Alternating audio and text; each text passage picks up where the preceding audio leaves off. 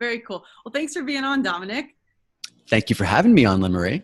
Absolutely. Now, I met Dominick at A Fest last month, and we ended up having a chance cappuccino in an airport in Sardinia before we both had to take off. And prior to that, I had not gotten much about your backstory. I knew a grand total of the fact that you had done a mastermind at Ben Greenfield's house. And I think that was a large part of what we had talked about. But it turns out, as the universe would have it, I happened to mention that I do this quitting, evangelizing, and Dominick happens to have a copy of his book with him, which he whips out and so generously gave me, and I devoured on the plane on the way home, and it has a great quitting story in it, and he is here to share it with us. So I really appreciate you sharing with us, Dominick. It's awesome to be on, Lynn Marie. And what Lynn Marie has failed to tell you is that our interaction started before the airport, where we were having dinner the evening before, and we were asked by one of your previous guests, Dr. Amy Killen, who I'm going to put on blast now as well. I wasn't going to blast Amy, but go ahead. I will for you. So let me do what you were unwilling to. Dr. Amy Killen had to participate in what's called the speaker dance-off at A-Fest. So because she was a keynote speaker there, she had to compete against other speakers, and it's kind of like this battle royale until, like you go one-on-one against someone else. And Amy's not a dancer. And so she sends Lynn Marie a text message, and Lynn Marie and I are sitting next to each other at dinner. She's like, can you bring home a bottle of wine from the dinner table so that maybe I could lubricate myself before I get on the dance floor? Long story short, Lynn Marie and I unhatched a plan to liberate a bottle of wine under the unsuspecting eyes of the Sardinian resort, and they never knew the difference. The mastermind behind that was entirely Dominick. It was... I just executed with you, but the genius was all you. Thank you. I will take the credit for that. So shall we get into the quitting story? Yes. Now that I'm bright red and poor Amy is a wino. But yes, let's get into your quitting. So you regret having me on already. Okay. So moving right along, by way of background, I spent 15 years in financial services. So 2001 to 2016, I worked for Prudential Retirement. And in that line of work, I was in sales my entire career, and I was responsible for either selling or running sales teams that sold 401k and pension plans to large companies. Not the sexiest thing in the universe. Whenever I shared that with potential women who I wanted to date, you could see their eyes glaze over. Totally. And it just, what it did though, was it provided me a lifetime of, or at least a decade and a half of skill sets, financial stability, because the money was really good. I got developed from a personal and professional standpoint. And, one of the questions, Lynn Marie, that I know that you're really interested in is, when did I start to feel like that itch of maybe it's time to do something else? And I think that everyone gets it at some point in time.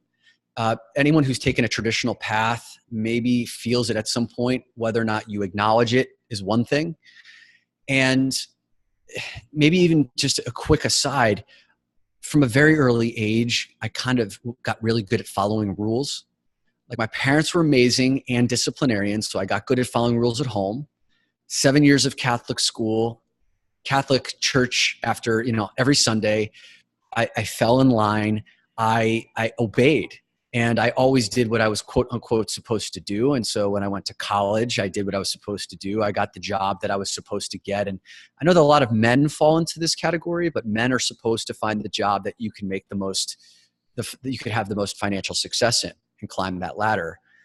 I didn't question any of these things. I just kind of went along for the ride. And it served me well. Made good money, was living a good life, moved into New York City, bought an apartment, things were going well. But I never really liked what I was doing. When I say I didn't like it, it's not that I disliked it, it's just that I didn't have a passion for the business. And I got this sense that there was something more out there for me, but I didn't know what it was. So it was like this feeling of helplessness that started to kick in. And I didn't have too many sleepless nights, But there were these like intermittent sleepless nights when I would project out like 30 years from now, if I were doing the same thing, I got this like inner scream inside of my body. I'm like, holy, can I curse on this? Can I say? Yeah. Like, I was like, holy shit. If I wake up as a 55-year-old, 65-year-old in this industry doing what I'm doing, like I'll be dead inside. But the helplessness about like, I don't know what else I would want to do because I'd never, ever had curated the sense of knowing. So I think that triggered it, Lynn Marie. And the big next step, and then I'll pause to take a breath so you can ask a question, is when I moved out of an individual contributor role, so out of a sales position where I was only responsible for myself, and I moved into a position of sales leadership, and I was responsible for like 5 different teams, 40 people or so, many of which were way older than I was, who saw me come into the business as like a snot-nosed kid who didn't know anything.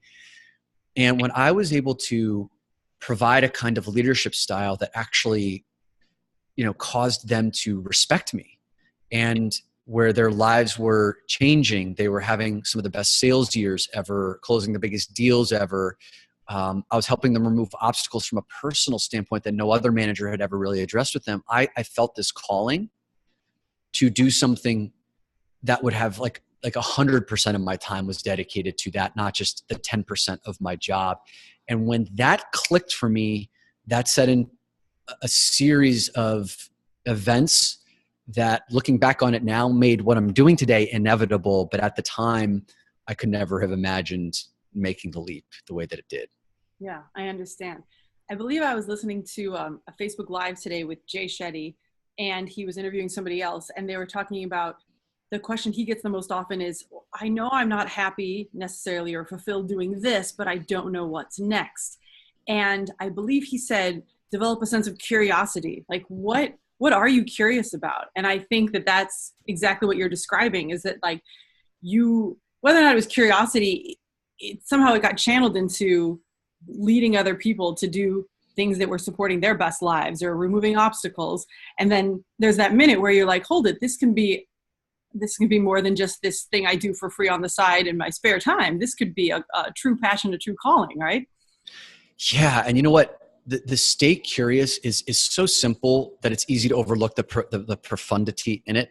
And actually, I kind of skipped over something really important that you just triggered with Jay's comment. Is I think when most people find themselves in this place of, I know I'm not happy, I want to do something else, what they automatically think that they have to do is find my life purpose. So here you are in a place of like, not resourcefulness, you're unhappy, you don't know why you're unhappy, and then all of a sudden you're like putting pressure on yourself to make this leap to find life's purpose, like why you're meant to be here on this planet. The gap between where you are and that thing is so, it's like a Grand Canyon. And then there's all this noise from the personal development industry, which is saying, like, you need to find your passion, you need to find your purpose, never work a day in your life. If you're not doing that, then like you're made to feel wrong. So there's this pressure that people feel. And it's like equivalent to like desperately trying to find love. You're going to strangle it. It's like, it's just not going to happen. So for me, like my first step, when I had no clue what I wanted to build my life around, I dialed back the pressure, and I was just like, what would make me interested? What would make me excited if I put something on my calendar in the future that like I could look forward to, almost like if I were a kid at Christmas again, that sense of joy. And surprisingly, that was harder to find than you might think, because like we've stuffed down whatever gives us joy for so long. And looking back and unpacking what I did things like, I signed up to get certified in neuro-linguistic programming, NLP, which is what Tony Robbins uses to do all his teaching. I took a 3-day retreat on meditation at a Zen monastery because I wanted to understand like Eastern practices and philosophy. That ended up kicking off like a 5-year meditation practice, which I still have today.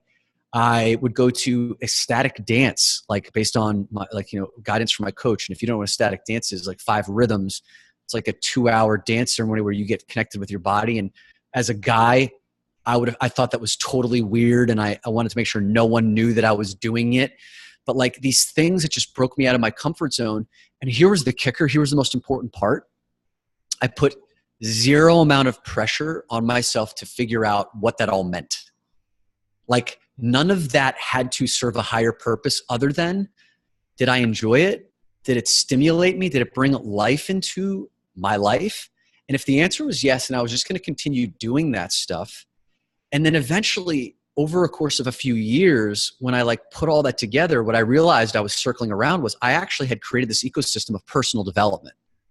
Those seminars, those skill sets, the NLP training, like that became coaching stuff that I used in the workspace. And so eventually it became clear. But at the beginning, if I had tried to figure that out, I would have been completely lost. I really appreciate you sharing that, because you're absolutely right that is this kind of paralyzingly pressure-filled situation so many people find themselves in. And I love that you said, just do what makes you happy and kind of let the passion appear from there and manifest in whatever patterns you've noticed through all these self-exploration. Because I'm sure there's like you said, there's this overarching personal development theme, but there might have been 2 or 3 things in there that you tried that didn't necessarily like jazz you as much as the others. And that made you realize, oh no, I prefer these coaching type experiences, these personal development things.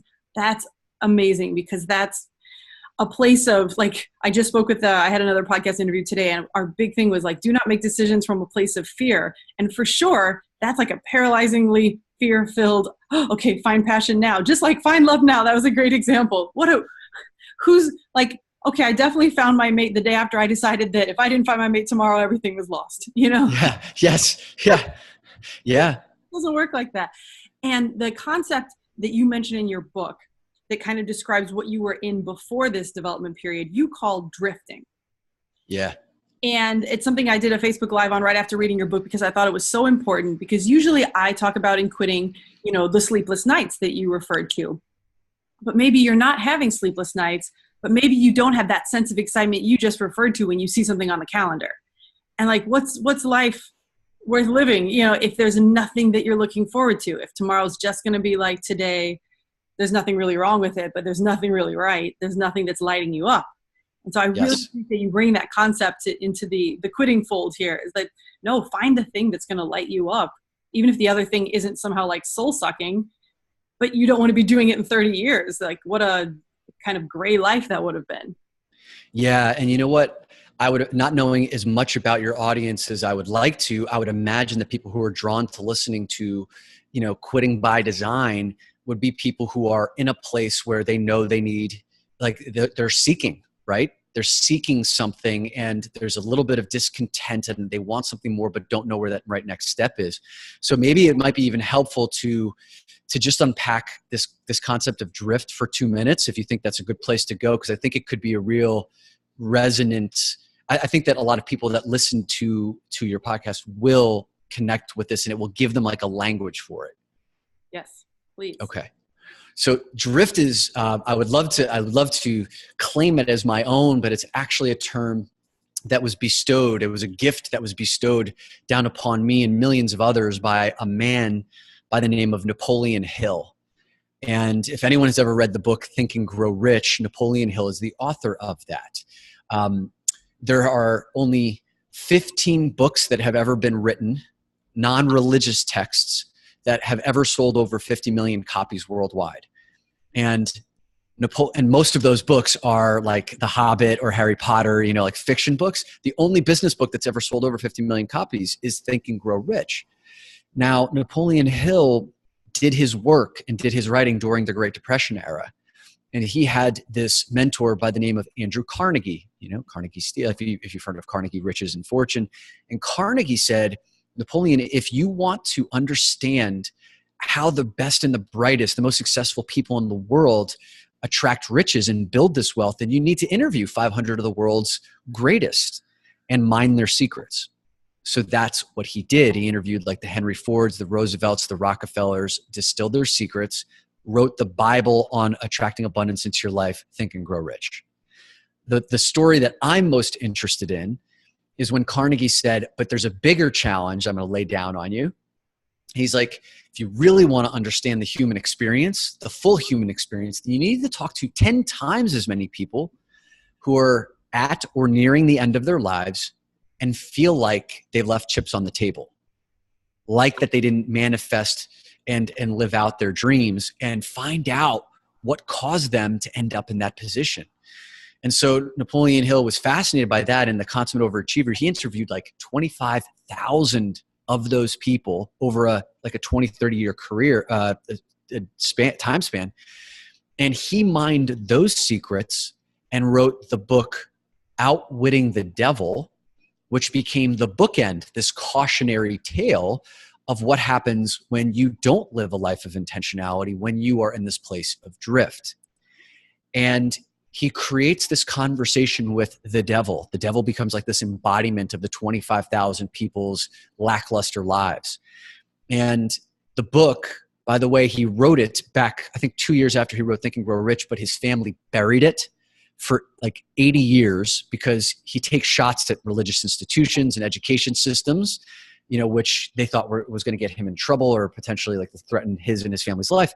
So it didn't come out until 2011. Wow. And I had the book sitting on my nightstand for 6 months collecting dust until Hurricane Sandy hit New York City. It was like a blackout here for 5 days, no electricity, no cell service, no running water. The only thing I had was a flashlight and no other distractions. So when I picked up Outwitting the Devil, it was like, I was like cracked open to receive, right? Yeah. And there was this paragraph in there that I wish I memorized word for word, but it's along the lines of this, and this is the devil speaking. The devil says that I enter the minds of people through habit. And in habit, I establish this practice of drifting. And when I get a person to drift, I could lead them straight towards the gates of hell. And what drift is this, it's almost like this, this fairy tale that we think we believe that we're making conscious decisions, like we're behind the driver wheel of our life, when in actuality, it's like we're just on autopilot and we're meandering through life in this hypnotic rhythm. And it's only when an outside force thrusts itself upon us, like getting like a sickness or losing a loved one, getting fired from your job, or something pretty crappy. It's usually something pretty shitty. And those are actually amazing moments to wake the fuck up and actually do an introspection of your life, to ask some of those deeper questions. I guarantee you, Lynn Marie, most of us have some of the best moments of our lives, or some of the greatest growth of our lives is a direct result of the worst moments. And that's awesome, except why do we have to be beholden to outside forces being the only catalysts for making change in our lives? How in command of your life are you when you're only waiting for some outside force to hit you like a Mack truck? And that's what living a life of drift is. And tell me if you get this phenomenon, but most people, when they hear that I've quit, they say, what was it? Like you just got tired, sick and tired of being in the workspace. You couldn't take it anymore. And I'm like, no. Why would I wait till my back's up against the wall? Why would I wait until I hate my life? Why would I wait until like I'm a miserable prick to make a decision in my life? If I've trained myself to only respond to when things get awful, then I'm going to be miserable internally and to the people outside of me. So how do you understand when you're in drift, when the devil's kind of playing you like a puppet? And can you start to catalyze and disrupt those patterns so you don't have to wait until things get so bad that it's finally time to make a change? Yes. I love it. In the chapter I have on when to quit, I start by saying, before you need to. Before the point where whatever you need to quit has sucked out your soul and has made you, like you said, an insufferable prick, or you're so unhappy at, if it's a job, so unhappy at your job that your boss is firing you, so unhappy in your relationship that you're getting dumped, like long before then, and the outside force shouldn't be necessary. It should be that, like you said, the inward look, okay, whether it's there's nothing lighting me up, or it's that I'm having a sleepless night. Don't wait until you've had 40 of those and now you have insomnia and you're gaining weight because you can't sleep and your cortisol is too high and everything is like a downward spiral of terrible. Don't wait until that point. Pay attention. And when you said you'd like to know more about the audience and they're probably seekers, indeed, that's my guess as to, I have not pulled their demographics as far as seeking, but as far as the difference between whether they're actively seeking a quit or just seeking a better life, that's part of what I'm trying to convey, is that this strategic quitting mindset, it's a mindset, like it's a framework that you just need to have in place, because you don't know when suddenly you're going to be in a situation where whatever you might have liked turns to drift, or a situation where something was working for you, like you said, technically a dream job, or maybe somebody else's dream job isn't working for you. If you don't have the tools in place to tune into yourself and realize nothing's lighting me up, or now I have migraines and now I've got these pains that I didn't have before, then you are waiting for those outside forces. Yeah. And you know what, Lynn Marie? So first of all, the chapter on like when to quit before you need to, four words. That's an incredibly efficient chapter. I might have found it a little more than that. Yeah, but it gets the point across. One of the strategies I see people deploying when they find themselves in this place of like, it is drift and they're like unhappy. One of the unfortunate strategies I see is prevalent among men, but I also see women doing it too, is it's like, oh, well, let's just say my work is not making me happy, but if I just double the amount of responsibility, then I'll be happy. I'm bored doing what I'm doing. So if I just like pile on 6 more things and make no space for those things to happen, I'm just going to pile them on top of all my other responsibilities. Men are like unbelievable at that. It's like, I'm going to double the sales goal. I'm going to 10x my company. I'm going to whatever. And they don't know why they're doing it. They just think that will make me happy. And what it actually does is just compounds the problem. And I think I was lucky to have this book called The Way of the Superior Man by David Dada handed to me. And any man walking this earth needs to read that book. And some of the women that I've given it to are like, holy cow, thank you, Dominick. Like, I understand men, or the type of men I don't want to be around ever, and the kind of man that I do want to find by reading this book. So it's like a must read, I think, for everyone. There's this whole section about finding your purpose. And one of the things that Dada talks about is like, for men, we find we can get so fired up and impassioned about something that we like pour our blood, sweat, and tears into for a finite period of time. And then one night, it's like no longer relevant to us. It's no longer interesting. Like we've actually taken it as far as we need to. And what once fired us up is not interesting anymore. And he's like, the way that most men process this is that it's a failure. And what he's like, no, that is a total, like, let me reframe that for you. What that is growth.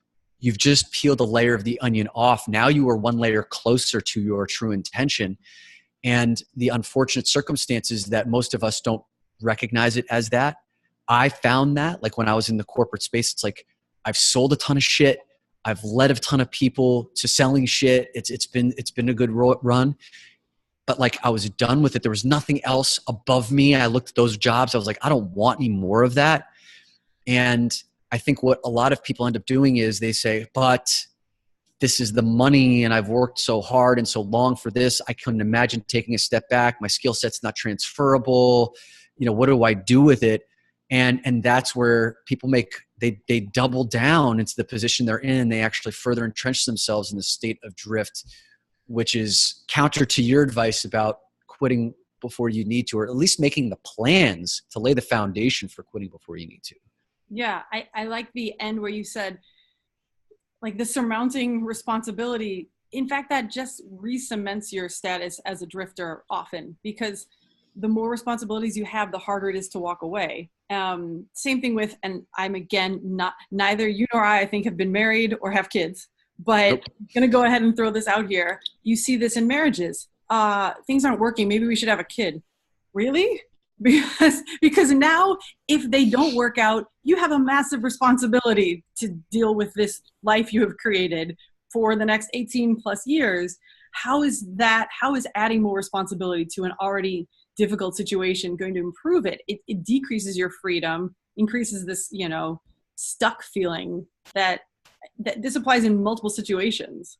Yeah. And I've had clients who have done exactly that. And the amount of pressure that is put on the child to solve the marital discord is 100% felt by that child. They become kind of like a dumping ground for all of the emotions that haven't been processed between the two parents. And it can become like, listen, that's a conversation for an entirely different day, but that is something that that can end up in catastrophic situations. And people are trying to do the best they can with the skill sets that they have, but we can do better. We can do better than that. Yes, absolutely. Oh, I so appreciate all that. Now, when you realized personal development was what you wanted to get into, how did you start to make that transition? And were there any fears involved? Yeah. The lead up to, so here's the story. I started doing all these things on the outside, like acquiring all these skill sets, reading all these self-help books. Like I hadn't read in like 15 years, but then in 2009, I got the copy of 4-Hour Workweek by Tim Ferriss, and that just bang, was my gateway. And then The Way the Superior Man came behind it. And then it was just like this, the dam had broken. I just started consuming as much personal development stuff as I could, went all of the seminars, Landmark Forum, all these things. And I did that in complete isolation of what I was doing at work, right? So there was like a compartment over here and a compartment at work, and never the two shall meet. And I think a lot of people do that. And when I started to get more and more comfortable with what I was experiencing, I started bringing in this outside stuff into the workplace. I became the guy who was known for the book recommendations. I became the guy who was known for personal development. I became the guy who was known for like seeing around the corner, like being innovative and technologically savvy inside of a really, stale and conservative environment. And then when I became a leader of the sales team, I started like thinking, all the stuff I'm learning, like NLP and hypnosis, and like, could I take bits and pieces of this without calling it NLP and hypnosis and weirding out everybody? How can I start to align my life and benefit the people that I'm responsible for leading in a way that I know has worked for me and for like millions of others? And it was scary for me to kind of bring that outside in and see this cross-pollination, because I've been so rigid in my life. And once I started to see like the hunger for it, and like the results that came of it, it birthed this new life inside of me. And there was like a moment. This happened in late 2000 and late 2013, where I was meditating, and I had this like, I started feeling into this awareness that it was like, okay, Dominick, you're done. Like, you're done here in corporate. It's time to go out and do something bigger. I didn't have it defined yet, but it was like you need to be out coaching and speaking and writing books and helping people on like the most important things in their lives, designing those futures they can't wait to live into, like my book is called. And when I started to like really visualize what that would look and feel like, my body started vibrating. And I know that sounds woo-woo for some people. For others, it's like, yeah, no, I know exactly what you're talking about. For me, I'd never experienced that before. And I was just like, holy shit, what's happening? It was almost like it had already occurred. It was almost like I had lived that life. And I was like, I need to do that. But then this voice popped into my head that said, yeah, but you could never make as much money doing that as what you're doing today. All those feelings left my body. And I was like, you're right. You can't make as much money doing that as what I'm making today. And so I bought that internal narrative, hook, line, and sinker. And I got up out of that meditation and I moved on. Now, that was very early in my meditation practice. I didn't actually catch the limiting thought. I was one and the same with that thought. And then 6 months goes by. Like, I didn't do anything about it. This dream, this vision that I had, but it was still there, kind of like nipping at me. And then in February of 2014, another meditation experience, the same thing happened. Vibrations occurred. Holy shit, I got to go do this thing. And that same voice came back. And it said, yes, but you can never make as much money doing that as what you're doing today.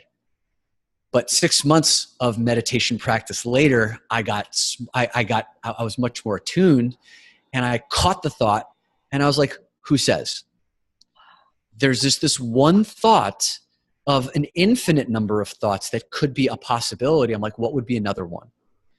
And this next thought popped into my mind that was like, what if you could make 10 times as much money doing that as what you're doing now, and you'd be happier? And I couldn't see how that would be possible. And in my life up to that point, if there was no how, if there was no game plan, then like even contemplating something like that was irrelevant. In the business world, a lot of people could probably relate to that. You have a goal, you have a project plan, you have a contingency plan. If there's no how, then like this idea is irrelevant. But in the world that we're talking about, the how is the least relevant part. It's like, do you feel connected to the idea of making 10 times as much money and like actually living in your passion, purpose, and serving people?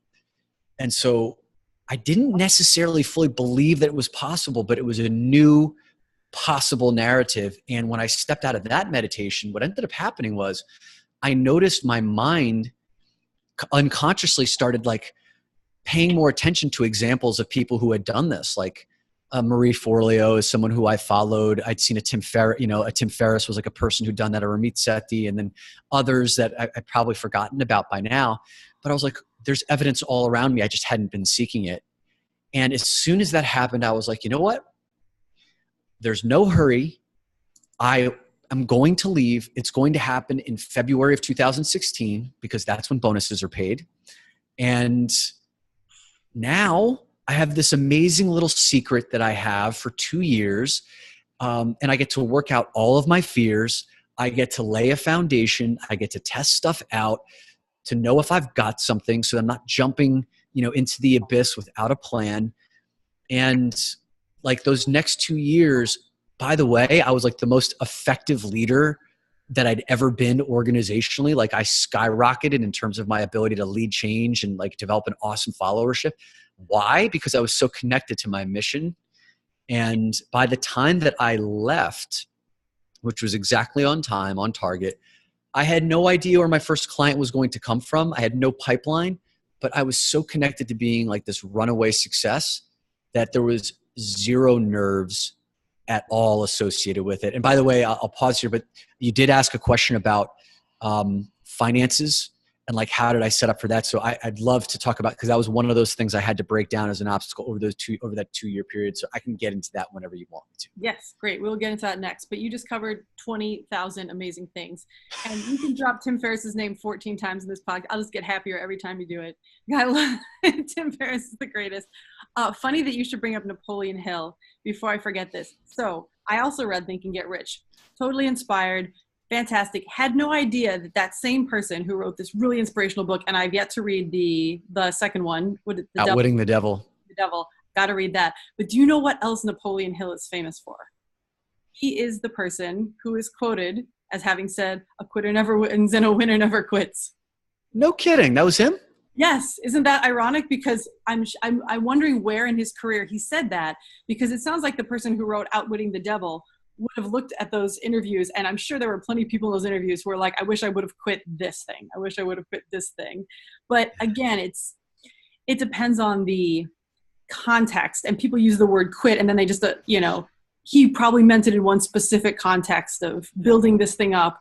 And we have taken that saying to mean anything. Don't quit anything. Quitting is terrible, Yeah. Back up for just 1 second to point out something that is unrelated to this podcast, but I think helpful in anybody who's a seeker. A lot of times we think about meditation and we think that the goal of meditation is to be thoughtless. And this is a great example of where the goal isn't to be thoughtless. The goal is to just create a space where when a thought pops up, your thought about being this person who could make an actual career out of this new helping people, personal development thing. That was a thought that popped up in meditation. Should we be upset about that? Was that a failed meditation because you had a thought? No, that's the point of meditation. Twofold.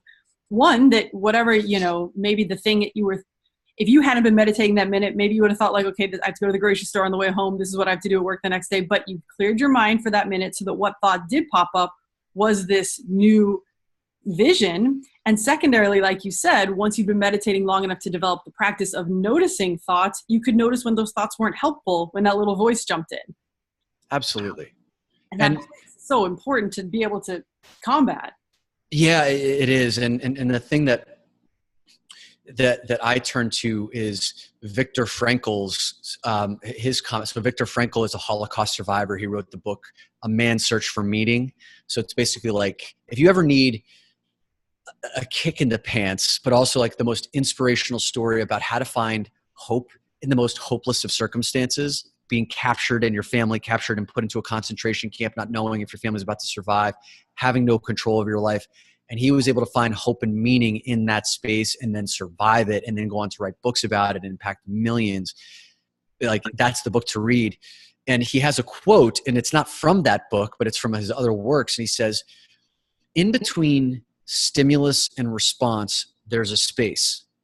And inside that space lies our ability to choose. And to choose allows us, this is where like all of our growth and opportunity to change emerges. So like if for example, if you find yourself in a place of, let's say, money scarcity, I don't have enough money in the bank, then that's the stimulus. The response is like you spiral off into this like negative self-talk. And over the course of time, those two things can become intertwined, that they seem like they're one and the same. But what mindfulness and meditation does is it allows you to decouple that and see the stimulus for what it is, the response for what it is. Like I did with my story of, the stimulus was, you could go out and do this big thing with your life. And the response was, but you could never make as much money. When my practice was not developed, those two things seemed one and the same. Therefore, there was no opportunity to choose. There was, but when it opened up, I had an infinite number of other alternative endings, like 10 times as much money or whatever else could have emerged from that. I love it. And the other thing I wanted to address was the 2-year quitting lead up. So many things in there. One, the fact that your energy got to completely shift once you'd made the mental decision to quit. Because isn't that a freeing feeling at that point? You know that you're going to live into a different future. You know that at some point 2 years later, this drift is going to end. And then you can start, like you said, your energy at work completely changes when work isn't just the thing that you're doomed to do for the next 60 years, but it's the thing that's going to provide you the financial runway to take off in this new career 2 years down the road. Totally. It was the most liberating feeling, and it also felt mischievous too, because like I had this little secret, like I'm going to be gone and like no one else knows it but me. And like I did it with the highest of integrity too. Like I told you, those are like two of my most like powerful years. And I even gave like a 6-month notice to to some of the most important people that I trust and built a career with there. So they could contingency plan, and all worked out according to plan. What worked for me, and I see a lot of people struggling with this, is that for some people, it only becomes real when they actually quit and leave the job. And for me, it became real the day I decided that I was going to leave. So like it was real in February of 2014. And the reason why that works is because like there was a lot of stuff I had to work out over that 2-year period of time. I'd never been an entrepreneur before. I didn't know if I was going to have the discipline of being able to call my own shots. I had no idea how to price coaching. I had no idea how to build a practice or how to network or how to market, any of that stuff. So it gave me like this long runway to work out all of those details on the side, and get my failures out of the way before I had pressure to start earning an income. And too many people I see just kind of like, I got to get the hell out of here. My back's already up against the wall. They leave. They get to this place where now all of a sudden they go from 1,000,000 miles an hour to a complete stop. They're overwhelmed and paralyzed by this blank space. And then they enjoy it for a short period of time, but then anxiety and panic kicks in because they haven't built a plan to like replace their income. And now the thing that they thought they were going to love doing becomes the very thing they depend on their survival for. So that's no longer fun. And that was their one outlet. And like, there's just all of these things that no one really talks about. So for me, having that runway was exceptionally important. And regarding the money stuff, ever since I was a kid, my parents taught me how to be frugal, like taught me how to save. Like anytime I earned money, it was like 99% of that went in the bank. I bought baseball cards with the other 1%. And, like the thing I spend money on is experiences and like healthy food. I just don't toss a lot of money around otherwise. So I've always been great at saving money, but there was this fear of, for the first time in my life, more money going out the door than coming in. And I had saved a lot of money. Like I don't have a family or kids, and I lived a conservative lifestyle, and I made good money in the business that I was in. So I had a lot saved, and I was still scared. There was this like nebulous fear that I didn't really inspect. And what I mean by nebulous is that like, it was a fear that I couldn't quite put my finger on. And when I finally said, let's just do some hard math. Like, I didn't even know how much I was spending on an annual basis when I took into account like my mortgage, my utilities, like my cell phone stuff and all my credit card expenses. So the first thing I did was just do like a high level inventory of the last 3 years on average. What was the outflow? And then I looked at like, if I were the worst possible coach and like no one hired me ever, no one wanted me to speak for them ever, how many years could I subsist without having to start to like tap into my 401k? And when I did the math on that and realized how much runway I had, I was like, there's nothing stopping me from going to do this. And it was just getting clear around the nebulous fear. And I understand that for other people, their runway may not be as long as mine is, but you have to do the math. You have to know what you're working with so you're not surprised later on. And that may determine, do you leave now? Do you need to start stocking away money now so that like in 6 months from now that you can make the move? Just get specific around some of these nebulous fears. It'll help you tremendously when it's time to quit by design. Yeah. Oh, I love it. The extra payment for the, the book drop. I was reading, still am reading a book called Quitter by John Acuff, I believe his name is. And he says the best way to successfully quit your job and do the thing that you really want to do is to not yet quit your job. And yes, like if you do that and you just up and, and like you said, it may be that the person isn't great at visualizing the quit until it's done, isn't great at living into just kind of this mental quit like you were able to. So then they just up and quit, and then they have no runway, and then everything is pressure filled, like you were talking about with the purpose or finding the relationship. It's like, oh my God, I got to do everything to make this coaching thing happen immediately. And then it's like, I will never forget, I used to like to play the saxophone, and then I decided to take the saxophone as a class in college. And then I had to get a grade on the saxophone, and then I no longer like to play the saxophone. Yeah. The second that like your dean's list is riding on this thing that was previously your passion, the energy changes around it. And so something you could have loved, this personal transformation that could be somebody's, dream career and passion, can get soured instantly if the preparations aren't done properly. You nailed it. And I see that happening all too often with people who are particularly in the fields of like yoga, meditation, coaching. And I don't know the profile of people that you're talking to, but I see a lot of people who they go through like a life transformation, right? They encounter a hardship, an outside force thrusts itself upon them. They get violently ill. They learn how to take command of their health. They're, have a mental breakdown. They become like a yoga practitioner or a meditation aficionado, and they want to go and bring that gift to the world. And in many cases, like you're saying, it becomes that saxophone phenomenon. Maybe you've like come up with a title for something, right? Like the saxophone phenomenon, where the thing that you loved, once the dean's list was hinging upon that, it squishes that like that Fabergé egg, that very delicate thing. It just, now you get yolk all over your hands, and it sucks.